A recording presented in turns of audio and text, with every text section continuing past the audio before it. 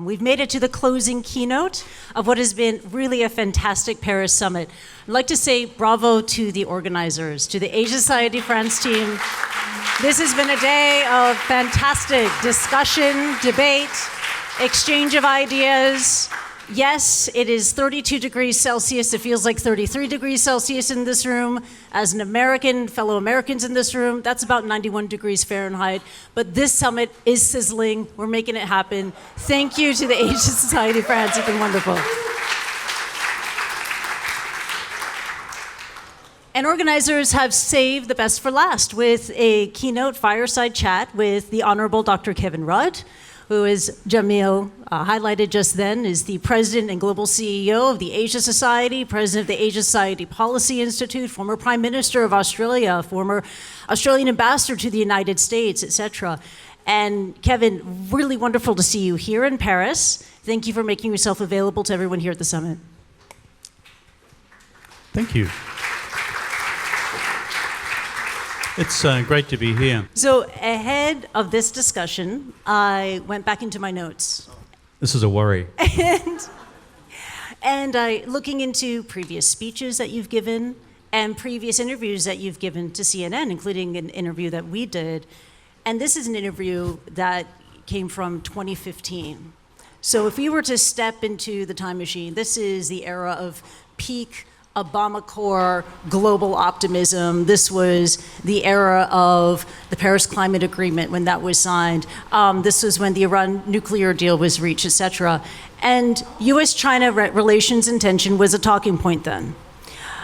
So of course we brought that up in discussion, and this was a quote, and I quote here, gentlemen with the glasses in the front row, need you to listen to this quote because there's going to be a quiz afterwards, pop quiz for you. So, sorry. So this is what you told me. According to my notes, you said, quote, if anyone says, and this is Dr. Kevin Rudd, circa 2015, if anyone says there is a crisis between China and the U.S., that is 胡说八道. That's a Chinese saying for nonsense. It's like a big, noisy family. Or Australians would say bullshit. And I think that quote is classic Kevin Rudd. First of all, working in the fluent Mandarin Chinese, like a pro, never a hawk nor a dove, ever the owl, the wise owl, and saying, do you know what? Look, it's just one big noisy family. But of course we know that was then, and this is now. So as we go out of the time machine, back into the present, more than a decade on, give us the temperature check in this ultra hot room. Where does U.S. China relations stand today? This is where anyone in political office defends their record. So two things happened in 2015 which are worth reflecting on. The first, for those of you with a memory of financial markets, it's when China experienced its first domestic financial crisis. And if you go back to August of that year, you see the Chinese stock market plummeting to historic lows. This created shockwaves in the Chinese official system. And in my deconstruction of events in Beijing was fundamental in causing Xi Jinping to conclude that market-based solutions to China's economic challenges and opportunities were in fact too unstable for the Chinese political system to handle. This was a big event, and actually its follow-through was, by the time you got to 2017, the beginnings of this fundamental redirection at a macro level of the course of Chinese national political economy, back towards the state and away from the market. The second thing that happened in 2015 was Xi Jinping had already launched his technology strategy for the future called Made in China 2025. So if I was to look at two big turning points in 2015, it was those, and the flow-through consequences of both those decisions we still feel today. Where's the current state of the relationship lie?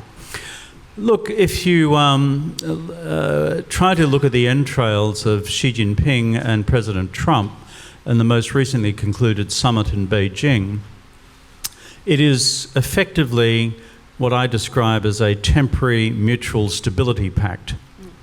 Temporary mutual stability pact.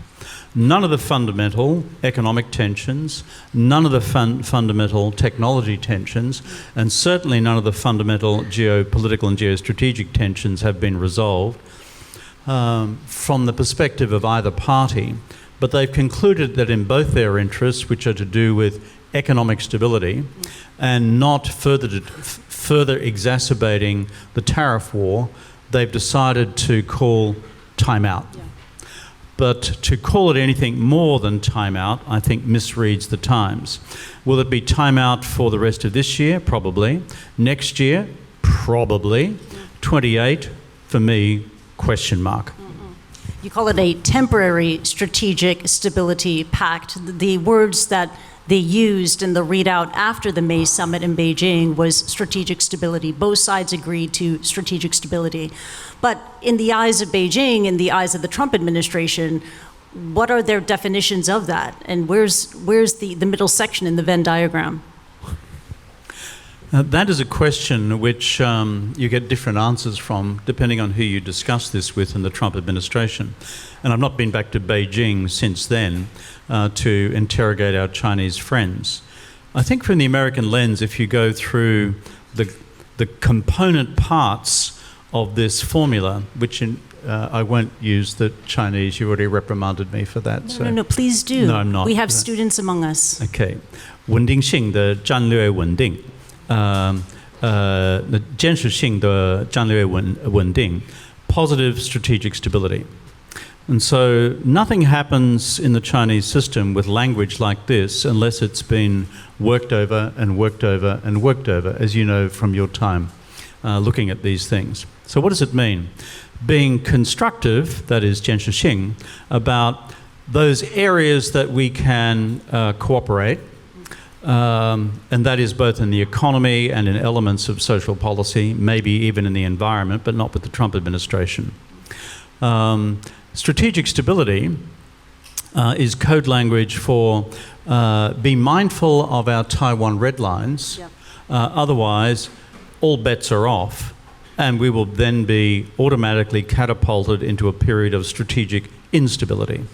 And so the component parts of this construct are, let's be constructive where we can. In the economic competition, let's be non-kinetic. And from the Chinese lens, let's not deteriorate further in terms of greater export controls on technology or higher tariff walls around the general economy. But Uncle Sam, watch out in terms of the T word, Taiwan, because we will not move on that. That's their interpretation. The American interpretation is not entirely the same. Yeah, let's be non-kinetic is a Chinese interpretation of strategic stability, and yet a very kinetic event took place earlier this week in the form of that long-range ballistic missile test into the Pacific, which rattled Australia, it rattled the region. Why did you think China did that? I'm not feeling particularly rattled, but... yeah, okay, I'm sorry. Give us your perspective on why did China do this, why now, and the response from Australia and the US? I think Rana Mitter, is Rana still with us this afternoon? Where are you, Rana? I'm going to dob you in, mate.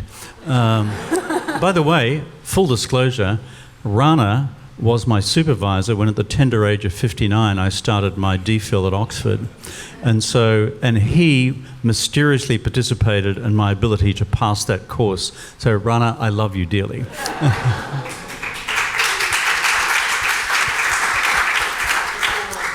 That's right. Anyway, since then he's been elevated to Harvard, but don't tell the Oxford people that.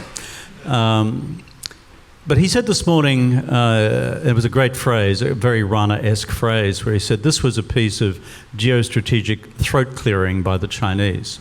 And there was a lot of wisdom in that observation for those of us who have studied CCP form over a long period of time, which is before they go whack, the habit is to go tap, which is just to remind you of what China is capable of. And you see this across their economic statecraft, you see it across their geostrategic statecraft. So this was a means by which to demonstrate to the wider region that China is a formidable nuclear power, B, it has long-range missiles, and C, just be careful. Yeah. Of course, I think part of the surround sound for this has been what Australia has done recently in relation to its Pacific Island diplomacy. Those of you who don't follow the detail of this, in the last 6 to 12 months, Australia has signed bilateral security pacts with Papua New Guinea and most recently with Fiji. And these are pacts, these are mutual defence treaties. In addition to that, and the Australian government has been engaged in a series of other treaty-like agreements and negotiations with a range of other Pacific Island countries. And so therefore, I think our PLA friends were in the business of saying, just remember who we are and where we are. Yeah. And I think to challenge your proposition of rattled, I don't see any element of that in Australia's response because they continue to double down on their forward-leaning diplomacy among all 16 island states of the Pacific. But is there a sense of bracing for what could happen next? More projections of strength, more missile tests, especially as the PLA nears this anniversary next year, 100 years of the People's Liberation Army in 2027. Should we expect more showcases from China? Well, as previous Chinese leaders have stated, revolution is not a dinner party. And so from the perspective of the PLA as the armed wing of the Chinese Communist Party, they have never been reluctant to demonstrate that as a Leninist entity, they are prepared to use force. Look at the history of the party before 1949, repeated uses of Leninist violence against its own ranks to purify the ranks of the party. Think of what happened in Jiangxi, think about what happened in Yan'an, and think about what happened in other internal struggles. And post-49, the use of force in the anti-landlord movement, the use of force in the anti-rightist movement, and of course the use of force in the Cultural Revolution. Externally, the Red Army, the People's Army, has also been making plain its message. So this is not unique. It was only a year or so ago that you had the circumnavigation of Australia by the PLA Navy. That was a first. This most recent test, I suppose, is another type of first. But the bottom line is, the PLA has never quite got the memo that every time you do this, it creates an equal and opposite reaction on the part of regional states. And therefore, the idea that everyone will go, oh dear, that's frightening and that's concerning, let's flock to Beijing, that is not actually the psychological effect. In fact, it's the reverse effect. And in internal Chinese politics, my view is that this actually represents a triumph of the PLA and the CMC over the Chinese Foreign Ministry. Because the Chinese Foreign Ministry normally would be cautionary about such measures because of the diplomatic and political impact in the region. Earlier this week, we heard from U.S. President Donald Trump, who said that he expects to have another meeting with Xi Jinping September the 24th, around the time of the UN General Assembly in New York City. This would be, of course, following their earlier summit in May, and a lot has changed between May and what will be happening in September, from the recent missile test this week to the return of open kinetic conflict in Iran, the end of sanctions, the return of sanctions on Iranian oil, to the ever-quickening development timeline in the world of AI. When these two leaders meet again, how do you think that laundry list of discussion points is going to shake out in terms of what will be the priority items to discuss in end of September? From the Chinese side, I would argue that Xi Jinping will seek to push harder again on the question of Taiwan, and in terms of weakening levels of American strategic and political resolve. For example, what is now being described by President Trump as a negotiating tool, that is the next tranche of American arms sales to Taiwan, will be front and centre, not just in itself, but also as a precedent for what then follows in terms of subsequent arms sales to Taiwan by the United States, all of which occur basically under the terms of the Taiwan Relations Act back in 1979. So I think that's on the Chinese list. Will the United States move on that? That is a much more contested question between various branches of the administration, and certainly between the administration and the Congress. Yeah. On the economic box, don't discount the possibility that Xi Jinping, having not delivered President Trump any economic wins in Beijing, does come to the United States with an economic win of one description for President Trump or another, perhaps targeted on farm states given the proximity of the midterm elections and the fact that Republican candidates are doing it hard at present, even in red states. Yeah. I was recently in Montana, and it's surprising the change in political sentiment on the ground in a number of deep red, deep MAGA states at present. So don't rule out that possibility. Precisely what form of, quote, trade deal? Will it be to deal with farm products alone or farm products plus civil aviation, doing more for Boeing in Seattle? Open question mark. The final category, which both sides have agreed to, is it possible to begin to frame bilateral guardrails around the question of, quote, dangerous and destabilizing AI models, what I referred to, I think, last night as the mythos moment. Secretary Bessent has planned 2 sets of negotiations before September 24th with He Lifeng and the Chinese team on that. Will that actually produce an outcome or a mechanism towards an outcome? Possibly, but there is not a lot of optimism in Washington about that at present. Could you take us back to what you mentioned just now about when you were in deep MAGA territory in Montana and you sensed this shift in political tone? Is this in regards to American attitudes towards China? Now, what I sensed in various, let's call it, red states across the United States is a deep political reaction against the current administration because of Iran and because of the impact on the price of gas. And this being a bridge too far for most hardened MAGA supporters. Yeah. And I think that's a new factor in American politics, and I think is playing through into midterm election politics.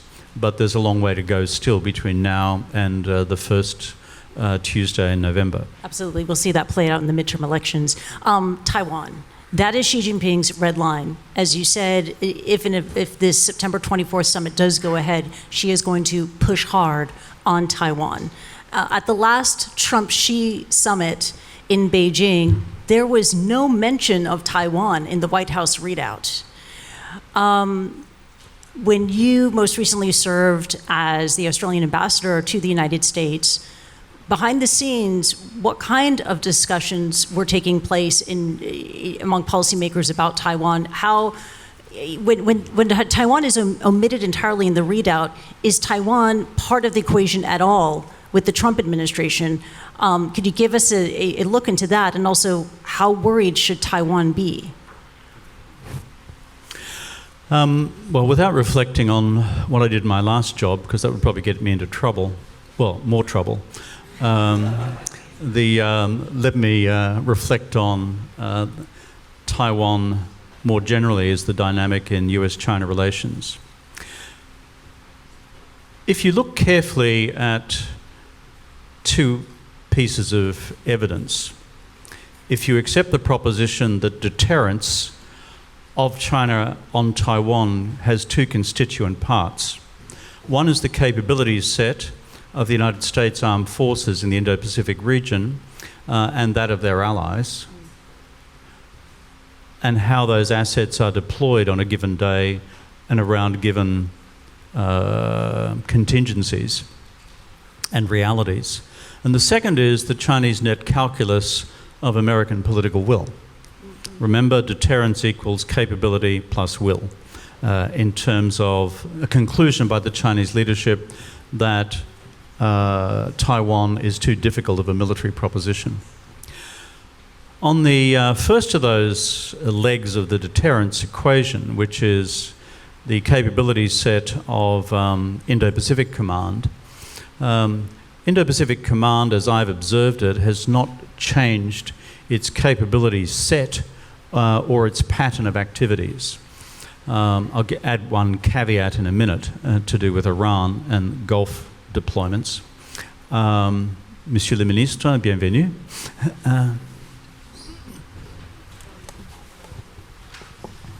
Good to see you. I hope that was the minister that I just shook hands to. It matches the photograph, yes. That's good. Confirmed. I looked at my photograph too, so I won't keep you long, Minister. I'm just providing the entertainment on the way through. You're the main act. But if you look, for example, at the military exercises which Indo-Pacific Command conducted recently in the Philippines, these were large scale and they involved, for the first time, significant overseas deployments by the Japanese armed forces, together with other regional countries as well.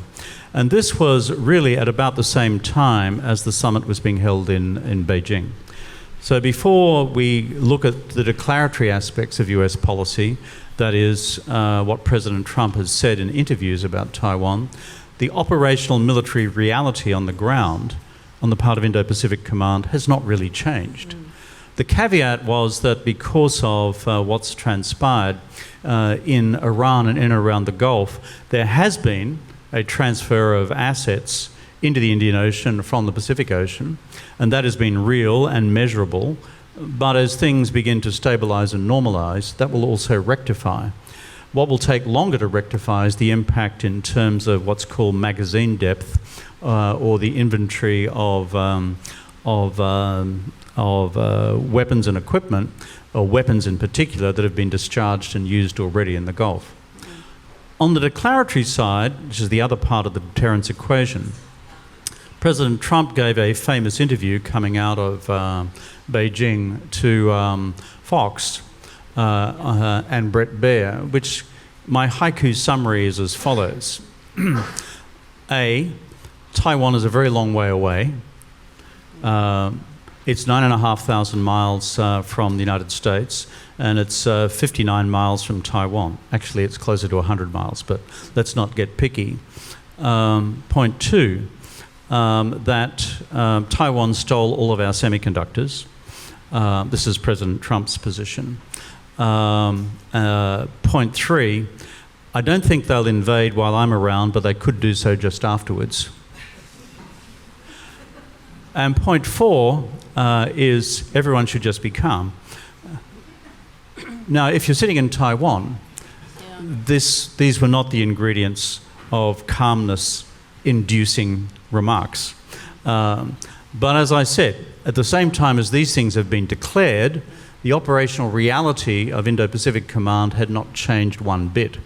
So where do we now stand? It is still, I think, the most unstable and most volatile issue, not just in the U.S. China relationship, but more broadly across the Indo-Pacific region. And that's as it's seen from Seoul, as it's seen from Tokyo, as it's seen from Southeast Asia, and as it's seen from our part of the world down under. So we had these two powers, U.S. and China, in a state of, as you put it, temporary strategic stability.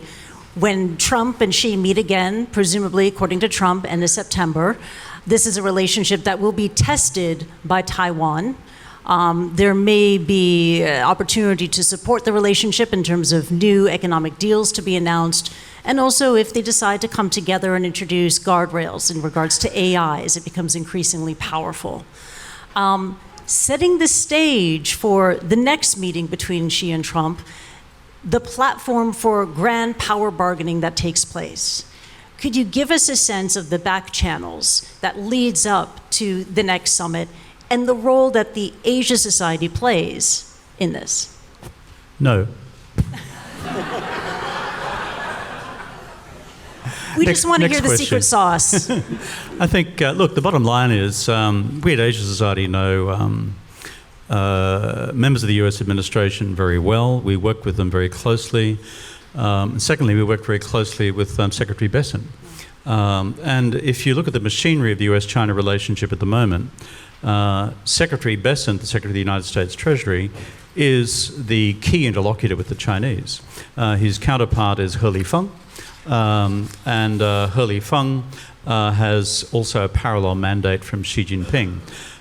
So this is where it occurs, this is where it happens, and like most good think tanks, we all feed in to whichever side of the process that we can, because we'd all like to see a positive outcome. One broader comment, though, which I think is relevant to our European friends, and I touched on this in my remarks this morning, is because Secretary Bessent is leading these negotiations, Secretary Bessent is acutely aware of the full dimensions of Chinese industrial policy, manufacturing policy, and technology policy, and what is occurring in terms of the export of surplus manufacturing supply from China to global markets. This is of enormous disruption, not just here in France, but right across Europe, and in particular Germany, as we've seen the numbers which have been referred to earlier today.